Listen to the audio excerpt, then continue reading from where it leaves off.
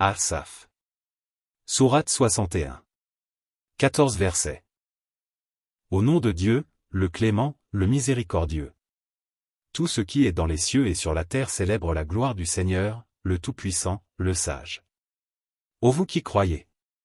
Pourquoi dites-vous ce que vous ne faites pas? C'est une chose abominable auprès de Dieu que vous disiez ce que vous ne faites pas. Dieu aime ceux qui combattent pour sa cause en ordre serré, tel un édifice compact. Souviens-toi de Moïse qui disait à son peuple: Ô mon peuple! Pourquoi m'offensez-vous, tout en sachant que je suis le prophète de Dieu envoyé vers vous? Mais comme ils déviaient du droit chemin, Dieu fit dévier leur cœur, car Dieu ne guide point les êtres pervers. Souviens-toi également de Jésus, fils de Marie, qui disait: Ô fils d'Israël, je suis le messager de Dieu envoyé vers vous.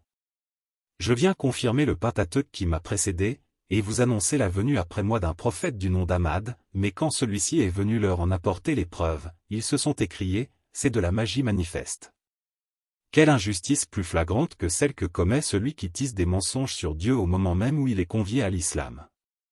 Dieu ne guide point les êtres iniques qui veulent éteindre la lumière de Dieu par leur calomnie, mais Dieu parachèvera sa lumière, dussent les infidèles en souffrir. C'est lui qui a envoyé son prophète pour tracer la voie à suivre et prêcher la vraie religion qui l'élèvera au-dessus de toute autre croyance, dussent les idolâtres en souffrir. Ô croyants! Voulez-vous que je vous indique un commerce qui vous sauvera d'un châtiment cruel? C'est celui de croire en Dieu et à son prophète, de lutter pour la cause de Dieu par vos biens et vos personnes. Cela est dans votre propre intérêt, si vous pouviez savoir.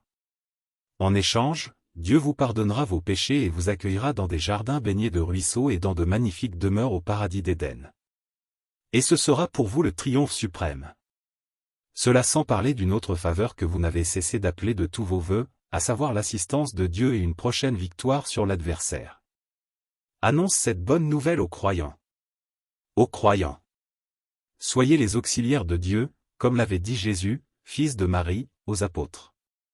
Qui me soutiendra dans mon combat pour défendre la cause de Dieu? Nous sommes les auxiliaires de Dieu, répondirent les apôtres. Et c'est ainsi qu'une partie des fils d'Israël se convertit, tandis que l'autre refusa de le faire. Mais soutenus par nous contre leurs adversaires, les croyants ne tardèrent pas à remporter la victoire.